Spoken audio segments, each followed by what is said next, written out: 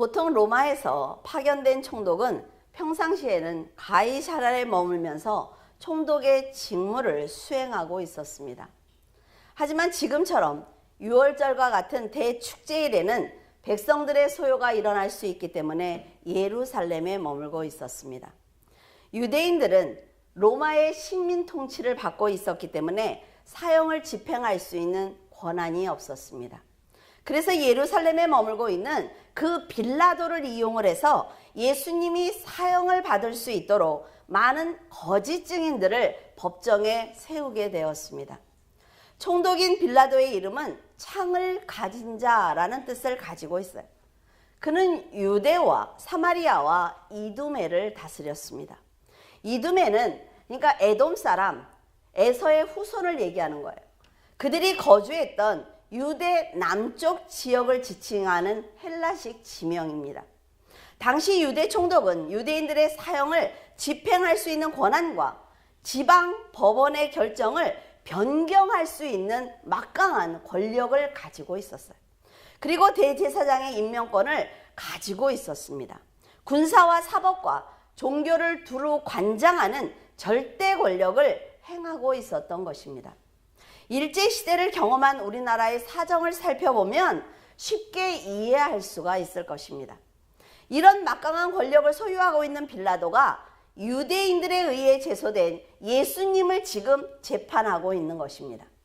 우리가 살다 보면 질문을 받게 되죠. 근데 질문에 되도록이면 빨리 대답해야 되는 것도 있지만 내가 모든 것을 알고 있으면서도 아무 대답도 해줄 수 없는 어리석은 질문을 받을 때도 있습니다. 그리고 대답을 하면 자신은 곤경에서 벗어날 수 있지만 최종 목표를 달성하기 위해서나 상대방을 위해서는 끝까지 침묵해야 할 때도 있어요. 예수님은 지금 빌라도에게 모든 상황을 자세하게 설명을 하면 어쩌면 인간적인 고난은 벗어날 수 있을 것입니다. 하지만 이 자리를 벗어나기 위해서 침묵을 깨고 어리석은 질문에 답을 한다면 하나님께서 수천 년에 걸쳐서 이루신 구원의 계획은 실패로 돌아가고 말 것입니다. 인간이 어떤 방해를 해도 하나님의 계획은 절대로 실패하지 않습니다. 하지만 지금 예수님의 감정적인 말 한마디는 돌이킬 수 없는 실패를 부른다 말이죠. 그래서 예수님은 그 어떤 대답도 할 수가 없었던 거예요. 대제사장과 장로들과 서기관들과 온 공회는 예수님에게 불리한 증거를 많이 만들어서 가지고 왔지만 빌라도는 그 사람들이 예수님을 시기해서 예수님을 공격하고 있다라는 것을 알고 있었습니다. 그래서 예수님이 이 자리에서 자기가 얼마나 억울한지 그 억울함을 토로했다면 아마도 석방했을 거예요. 하지만 어떻게 해서든 변명하려는 사람들과는 다르게 아무리 질문을 해도 대답하지 않는 예수님을 보면서 빌라도는 무척 당황했을 것입니다. 그는 다른 로마인들처럼 유대인과 유대교를 경멸하는 사람이었어요. 그래서 이 사건이 자신과 무관한 유대인들의 문제이고 그들의 종교적인 사안이라고 간주하며 재판을 맡기를 꺼려했던 것입니다. 더구나 빌라도의 아내가 내가 꿈을 꾸었는데 예수는 옳은 사람이다. 그러니까 당신이 되도록이면 석방하라고 그런 부탁을 받고 지금 왔단 말이죠. 하지만 유대인들의 강압적인 요구 앞에 밀란이 발생할 것을 두려워했어요. 그래서 쉽게 결정하지 못하고 있는 것입니다. 마태복음 27장 3절에서 5절에 그때 예수를 판 유다가 그의 정죄됨을 보고 스스로 뉘우쳐 그 은 30을 대제사장들과 장로들에게 도로 갖다 주며 이르되 내가 무죄한 피를 팔고 죄를 범하였도다 하니 그들이 이르되 그것이 우리에게 무슨 상관이냐 네가 당하라 하거늘 유다가 은을 성소에 던져놓고 물러가 스스로 목매어 죽은지라. 사내들인 사람들이 빌라도에게 예수님을 고소한 직후에 일어난 유다의 죽음을 마태는 아주 상세하게 기록하고 있습니다. 예수님이 그토록 많은 기회를 주셨단 말이죠. 그런데 유다는 은 30의 마음을 빼앗기고 말았어요. 사탄의 유혹에 넘어가서 예수님을 배신하고 말았습니다. 하지만 그토록 자신에게 사랑을 주었던 예수님이 사람들에게 고통을 당하고 모욕을 당하는 것을 보면서 가룟 유다는 매우 괴로웠어요.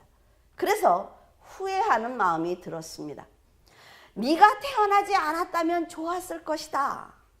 나와 함께 그릇에 손을 넣는 자가 나를 배신할 것이다.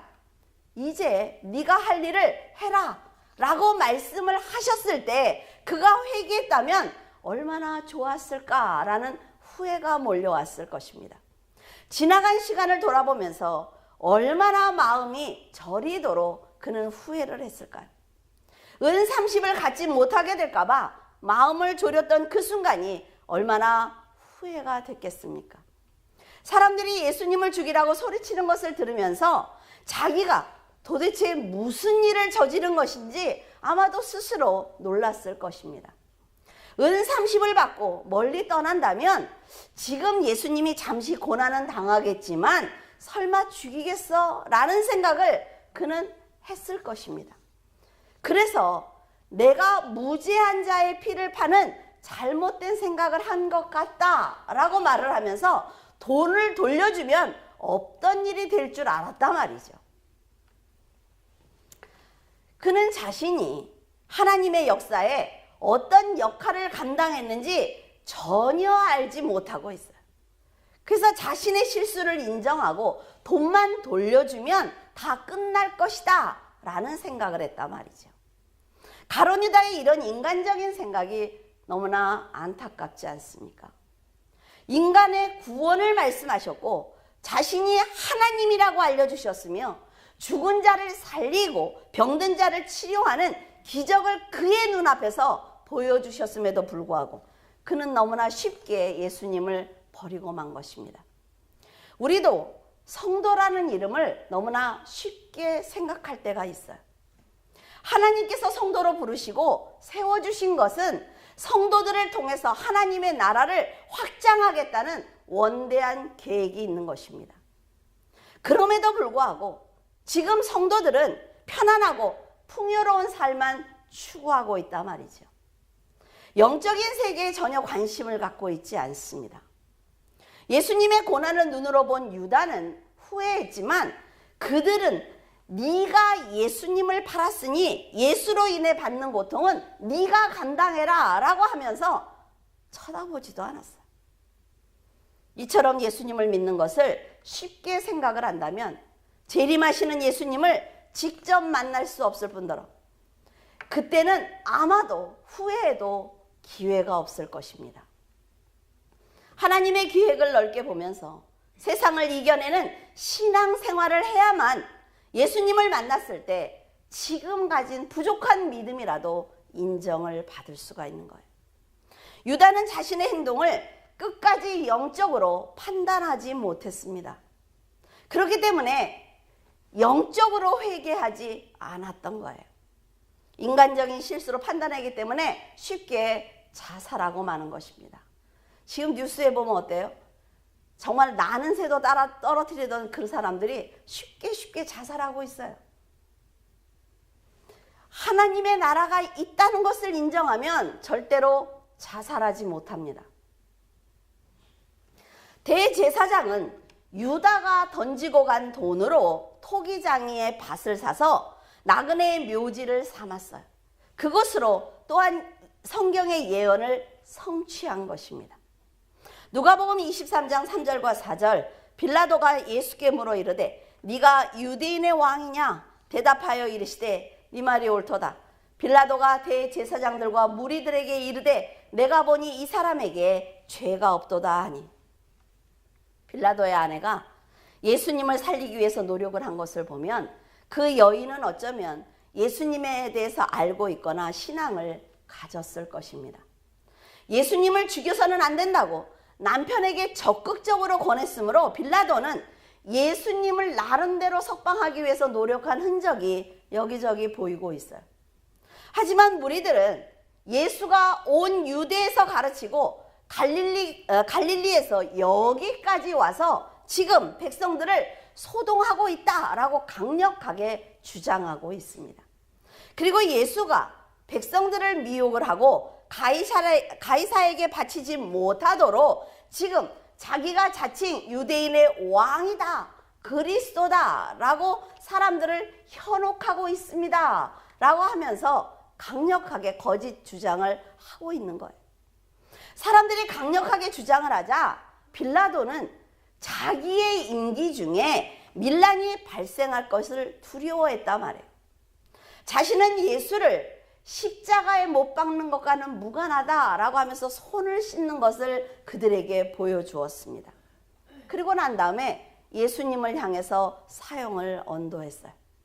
하지만 구세주에게 사형 언도를 내린 죄는 손을 씻는다고 해서 없어지는 것이 아닙니다. 실제로 그는 예수님이 죄가 없다는 것을 알고 있으면서도 인간적인 출세를 위해서 사형 언도를 내린 거예요.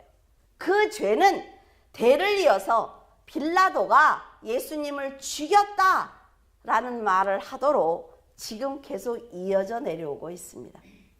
고대 문헌에 보면 빌라도는 예수 그리스도를 처형한 자다라고 기록이 되어 있습니다. 그리고 뇌물을 좋아하고 신을 모독하며 사람들에게 공평하지 않은 재판을 하는 자로 유명하다라고 기록되어 있어요.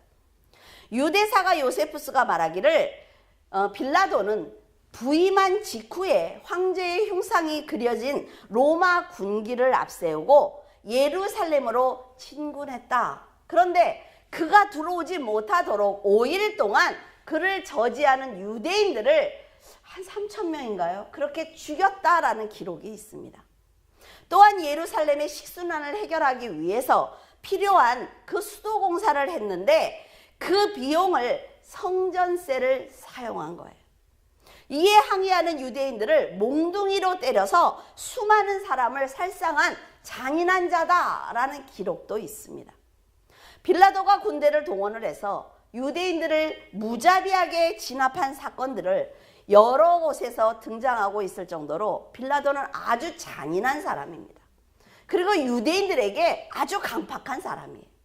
그런 사람이 무엇이 아쉬워서 지금 예수를 살려주느냐 하는 것입니다. 유세비우스는 그가 로마로 소환되는 도중 자살했다라는 기록을 하기도 했고, 위경에 보면 빌라도의 시신이 프랑스로 옮겨져서 비엔나 인근에 매장되어 있다라는 기록도 있습니다. 하지만 교부 터툴리아는 애굽의 콥트 교회와 에디오피아 교회에서 빌라도와 그의 아내를 신으로, 성인으로 숭배하는 것을 보면서 그가 나중에 크리스찬이 되었다라는 기록도 있습니다. 그러니까 이게 뭐예요? 정확한 건 없다는 거죠. 근데 사람들에게 그 빌라도가 어떻게 됐는지 너무나 많은 관심을 사람들이 가지고 있다는 것입니다. 대제사장과 장로들은 예수님을 죽이기 위해서 이렇게 잔인한 빌라도에게 사실이 아닌 거짓 증인을 세워서 행악자로 만들기 위해서 노력하고 있는 것입니다. 그런데 그들은 왜 예수님을 꼭 죽여야만 했을까요? 그때에도 수많은 이단들이 있었습니다. 그러니까 그들 중에 하나로 생각하면 된단 말이죠. 근데 굳이 왜 예수님을 죽이기 위해서 이렇게 하나로 뭉치기도 하고 거짓 증거를 만들어내기도 하며 사람들을 선동하는 것입니까? 이것을 영적으로 보면 결국 하나님을 적대시하는 것은 세상과 사탄입니다. 그래서 원수인 헤롯과 빌라도가 당일의 친구가 될 수 있었으며 대속의 역사를 알고 있던 사탄의 계략으로 예수님을 죽이기 위해서 혈안이 되어 있던 것입니다. 재미있는 것은 사람들은 자신에게 문제가 생기면 예수님께 핑계를 대며 모든 책임을 교회와 하나님께 넘기는 것을 볼 수가 있어요. 자신의 필요에 의해서 지금까지 판단하고 결정하고 살아왔단 말이죠. 그런데 그 일이 잘 될 때는 절대로 하나님께 핑계대지 않습니다. 하나님께 감사하지 않아요. 왜? 다 내 능력이니까. 그러나 일이 잘 안 될 때는 모든 핑계를 예수님 때문에 안 된 것처럼 모든 것을 전가하는 것을 볼 수가 있습니다. 하지만 그런 사람의 결론은 언제나 실패라 말이죠. 하나님의 진노라는 것을 알아야만 합니다. 이들 역시 예수님을 죽여야 될 이유가 없음에도 불구하고 예수님을 죽여야만 하는 사명을 받은 것처럼 지금 악한 죄를 짓고 있어요. 자신들이 예수님을 죽일 권한이 없음에도 불구하고 거짓 증거를 만들어 빌라도에게 죽여달라고 소리치는 것을 보면 인간의 본성이 얼마나 추하고 더러운지 알 수가 있습니다. 훗날 예수님이 재림하시면 지금 자기들이 하고 있는 말과 행동을 그대로 보게 될 거예요. 그러면 얼마나 두려울까요? 재림하시는 예수님의 그 위엄은 감히 눈을 뜨고 볼 수 없는 크신 영광인데 그 앞에서 자신의 죄를 보게 된다면 어떨 것 같습니까? 빌라도는 로마 총독이기 때문에 얼마든지 무죄한 예수님을 석방할 수가 있단 말이죠. 이것이 가장 큰 문제인 것입니다. 그러나 그가 선한 결정을 할 수 있음에도 불구하고 선한 결정을 하지 않는 것이 바로 죄인 것입니다.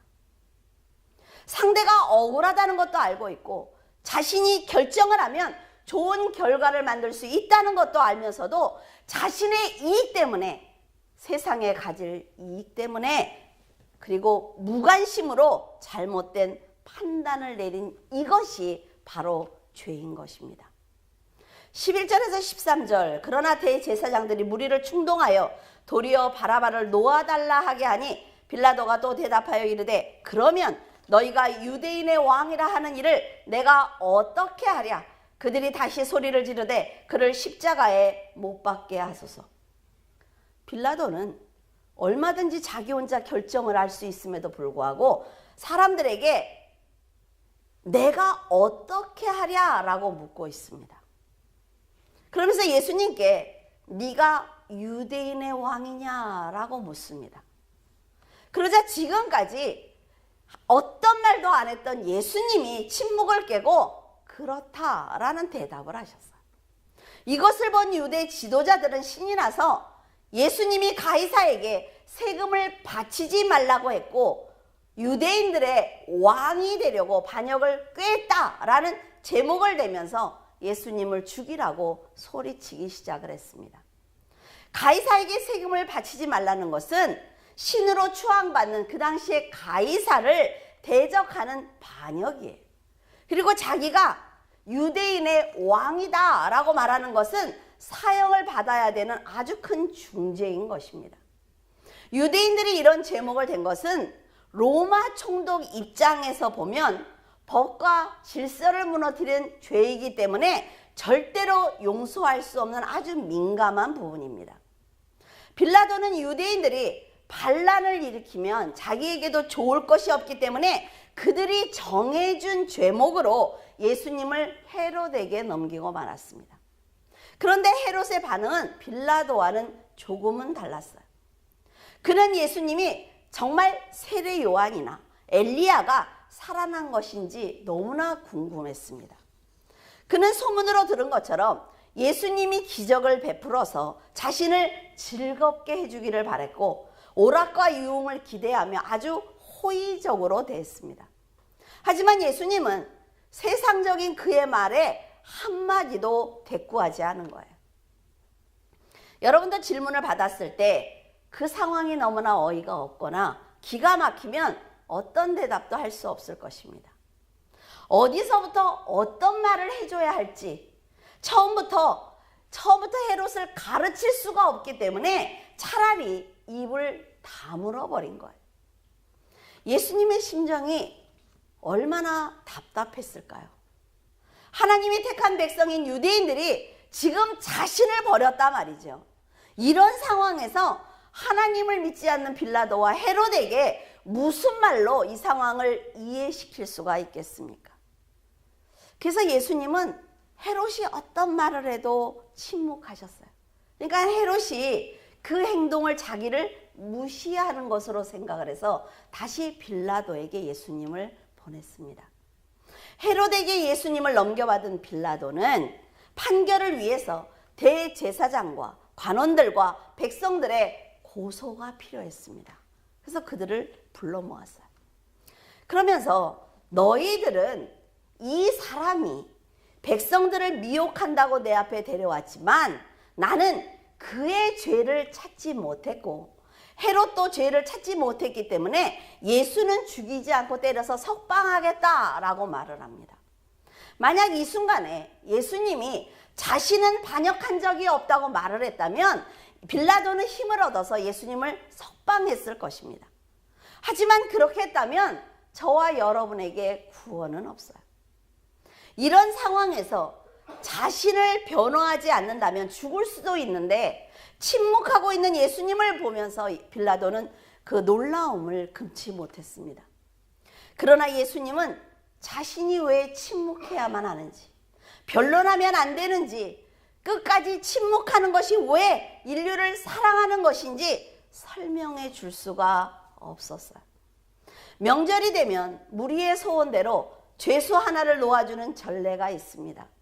그래서 빌라도는 내가 유대인의 왕을 놓아주기를 원하느냐라고 물었습니다. 그는 6월절에 죄인 하나를 석방시켜주는 전례에 따라 예수를 풀어주기 위해서 그들에게 동의를 구한 거예요. 예수님이 무죄라는 것을 알고 있으면서도 모든 판결을 자신이 해야 됨에도 불구하고 빌라도는 그들에게 미움을 사지 않기 위해서 지금 선한 결정을 끝까지 하지 않고 있는 것입니다. 선이 무엇인지 알면서 우유부단한 것이 바로 죄라 말이죠. 만약 여러분이 선한 판단을 했을 때 영적으로 올바른 판단을 했어 라고 생각을 한다면 끝까지 인내하고 성취해야만 합니다. 그래야만 하나님께서 도와주실 수가 있어요. 어떤 판단과 결정 그리고 말과 행동을 해야만 올바른 삶을 사는 것인지 알고 있으면서도 주위 환경이나 사람이 두렵고 불이익을 당할까 봐 악한 결정을 한다면, 복음을 알고 있으면서도 예수를 믿고 있다는 말을 할 수가 없다면 하나님이 도와주고 싶어도 도와줄 수가 없습니다. 그런데 빌라도는 그것을 하지 않았기 때문에 지금까지 예수님이 빌라도에 의해서 죽임을 당했다고 말을 듣고 있는 것입니다. 예수를 놓아주겠다는 빌라도의 말에 유대인들은 일제히 예수를 죽이고 바라바를 놓아달라고 소리를 쳤어요. 이제 예수님의 죽음이 눈앞에 있단 말이죠. 예수를 죽이기 위해서 지금까지 노력했단 말이죠. 그런데 빌라도가 자꾸 석방하겠다고 하자 그들은 더욱 적극적으로 소리치고 있는 것입니다. 여기서 여러분은 누가 더 큰 죄를 짓고 있다고 생각을 합니까? 석방하려고 노력하는 빌라도예요? 아니면 소리치고 있는 백성들입니까? 여러분 생각에 그래도 빌라도는 풀어주려고 노력은 했잖아. 백성들은 대제사장에게 속았으니까 어쩔 수 없이 그들은 소리 질렀으니까 하나님이 조금은 용서하지 않을까라는 생각을 할 수도 있습니다. 그러나 예수님을 믿지 않고 정죄하는 자리에 있다는 것이 동일한 것입니다. 그들 모두 예수 그리스도를 위해서 아무것도 하지 않은 그것이 바로 죄인 것입니다. 하나님께서는 그것만 보신단 말이죠. 무리들이 예수를 십자가에 못 박으라고 소리를 지르는 것은 대제사장과 장로들과 서기관들이 뒤에서 충동했기 때문에 백성들은 지금 고집을 꺾지 않고 있는 건 맞아요. 그러나 그들은 판단하지 않았습니다. 예수 그리스도 앞에 나와 있으면서도 예수 그리스도를 죽이라고 소리친 그것이 그들의 죄인 것입니다. 지금 빌라도 입장에서는 죄가 없는 예수를 못 받기 위해서는 그들의 적극적인 반응이 필요했던 거예요. 그래서 놓아주겠다고 하면서 계속 그들의 대답을 유도했습니다. 그럴 때마다 무리들은 십자가에 못 박으라고 더 크게 소리를 질렀어요. 예수님을 죽이는데 모두가 하나가 되는 순간이었습니다. 그 중심에 서 계신 예수님은 그저 침묵하고 있을 뿐이라 말이죠.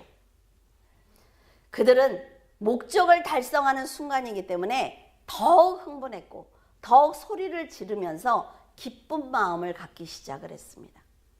지금까지 예수님을 죽일 목적으로 달려왔으므로 이제 빌라도가 자신들이 구하는 대로 사형을 언도한다면 승리는 자신들의 것입니다.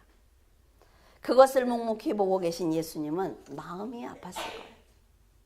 만세전부터 계획되었던 이 십자가의 사건을 성취하는 도구가 왜 지금 이어야만 하는지 소리를 지르는 사람들의 얼굴을 한 명씩 쳐다보셨을 거예요. 지금 자신들이 누구를 죽이라고 하는지, 왜 예수가 죽어야만 자신들이 승리를 하는 것 같은지 아무것도 모르면서 소리를 지르고 있습니다. 자신들의 원대로 예수님이 죽고 나면 그 두렵고 엄청난 심판을 어떻게 감당을 하려고 이들이 그렇게 소리를 지르는지 너무나 안타까워요. 곁에 있는 사람들이 신이 나서 소리를 지르니까 같이 더 크게 소리를 지르는 거예요. 그리고 다른 사람이 예수를 죽여야 된다라고 흥분하니까 이유도 모르면서 지금 동조하고 있는 것입니다. 이렇게 지혜가 없으면 악한 자들이 받는 심판을 같이 받게 됩니다. 예수님의 마음에는 눈물이 흘렀을 것입니다. 너희들이 아니더라도, 너희들이 나를 죽이기 위해서 흥분하지 않아도 십자가의 사건은 있을 것인데 왜 하필 너희들이 그 역할을 감당해야 하느냐고 그 마음이 괴로우셨을 것입니다. 가룟 유다처럼 너희들이 태어나지 않았다면 좋았을 것이라는 마음으로 그들을 불쌍히 여기셨을 거예요. 물론 그때가 언제라 할지라도 십자가에 못 박으라고 소리치는 사람들의 영혼을 불쌍히 여기셨을 것입니다. 시간이 되자 예수님은 그들이 입히는 자색 옷을 기꺼이 입어주셨어요. 조롱하기 위해서 씌우는 가시면류관도 기꺼이 침묵으로 받으셨습니다. 갈대로 머리를 치며 유대인의 왕이여 평안하라며 조롱하는 것을 보면서 이 시간이 지나고 나면 심판을 받을 그들의 영혼을 불쌍히 여기셨습니다.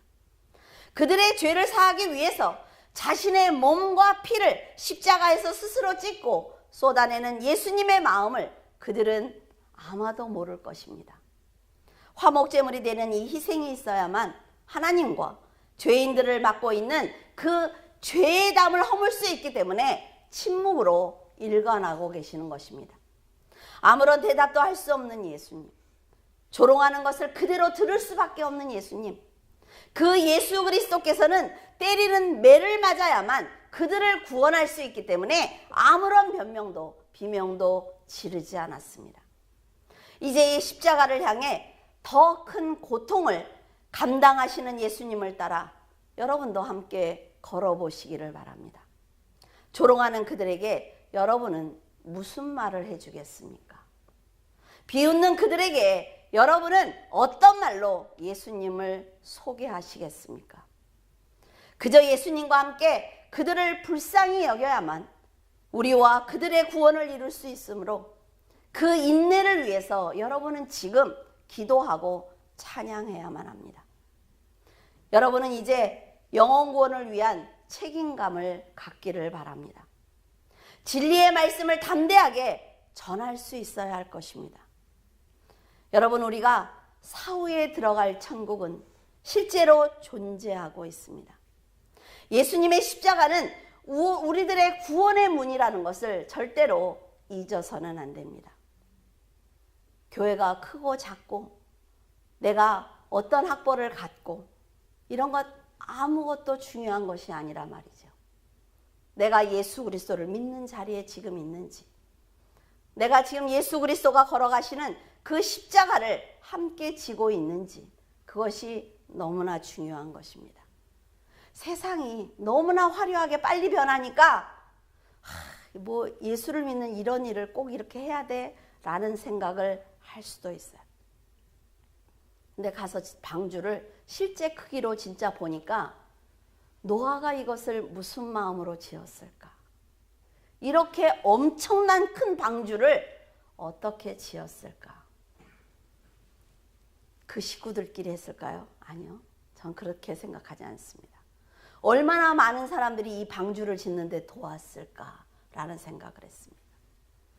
그런데 마지막 탄 사람들은 8명뿐이라 말이죠. 그렇게 그 방주를 짓도록 도왔던 사람들은 어디 있습니까? 예수 그리스도를 믿는다고 내가 성도라고 말하는 지금 얼마나 많은 사람들이 있어요. 그 사람들은 과연 하나님 앞에 온전히 설 수 있겠습니까? 여러분, 주님처럼 옳은 일에는 담대하시기를 바랍니다. 영혼 구원을 위해서는 인내하고 침묵할 줄 아는 성도가 되시기를 예수 그리스도의 이름으로 축원을 드립니다. 기도하겠습니다.